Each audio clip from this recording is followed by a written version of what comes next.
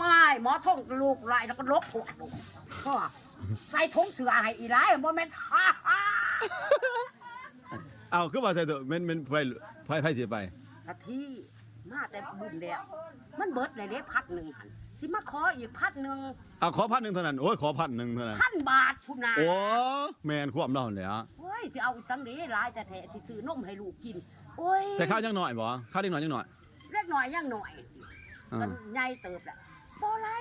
พัดหนึ่งกับบ่ไรโอ้มึงขอขี่ทีเนาะบ่ไปดอกทะเลผู้หนึง เละได้เละเรื่อง ตะออดบ่เอาหรอกไปซะขอเว้าแล้วเว้าห้วยหมอท่องบ่แล้วเว้าเลื้อยแล้วก็สายรถพ่วเสียงหลังอดบ่ลดทนบ่ไหลเนาะใส่ถุงเสือให้คือไปซื้อผู้ใดก็ไป เออ โอ้หัวกระแม่นแต่ว่าอาจารย์ชงเสือไปมันกลับมาขึ้นมันกินอยู่เหือดอีกว่ายก้องก้นขึ้นอีกมันเหลือใจได้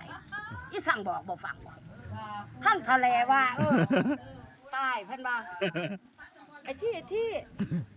เครื่องทอดนี่เครื่องแกะนี่ซะมาใหม่แท้อายอะวะอดบ่ไหลกันเจ้าตัวนี้นี่อดบ่ไหล เอามันไปหื้อจะไปหื้อบ่ ว่าเลยหือล้อกล้องคนขึ้นตีเราก็เห็นเบิดเนี่ย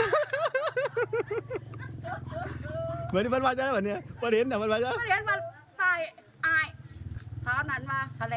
เขาว่านั่นหัวเมื่อสัตว์อายบอกทงออกเขามาถอดใหม่แต่อายรีหัวไปตีเนาะ มัน ไเห ด ลือใจ ำมันใหม่มันลำบ่ มันลำ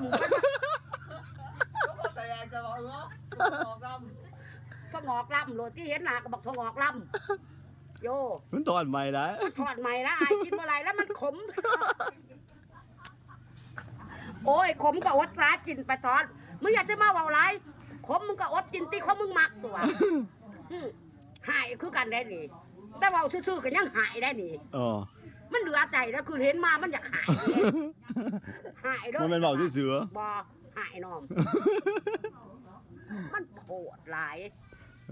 อันนี้เป็นเรื่องผัวของเงินเนาะ เรื่องผัวของ ลูกจะทงเสือหรอโอ้ยพี่ลึกไม่ทงเลยสิ มันเหลือใจเนี่ยมันบ่ตักสิเห็น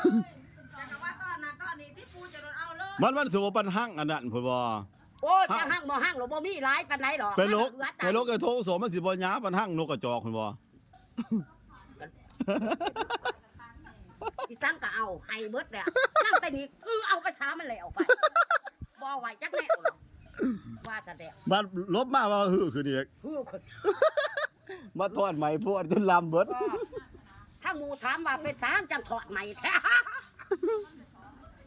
โอ้ยก็ถอดใหม่อะแล้วไฟมันแห้งเนาะมันไฟแห้งมันต้องใหม่แต่ว่าไฟมันแห้งโพดมันบ่คอยจักหลีหมอตายทะเลว่า อันเรื่องของใหม่นะเนี่ยเรื่องผัวของเงินเนาะ มัน ขอบใจพี่น้องเนาะขอบใจพี่น้องที่เขาเบิ่งเด้ออันนี้เมทงเบาสู่ฟังเนาะเรื่องผัวเมทงหมอเอ็นบ้านเส้นหันน้อยเมทงคนงามเด้อ แม่ตำแย่แต่ว่า เมตำแย่ก็เป็นบ่เนี่ยโอ้ โอ้ยเอาเข้าออกลูกหลายคนเลย โอ้ซ้ำสิกินไก่อะ โอ้ยบ่ได้กินดอกเอาเป็นโต โอ้มาเดี่ยงโดดมัดขามาโดด มัดขามาโล มัดขาทิ่มใส่กระรางเพื่อนค้างใส่ซุ่ม ทั้งเสย โอ้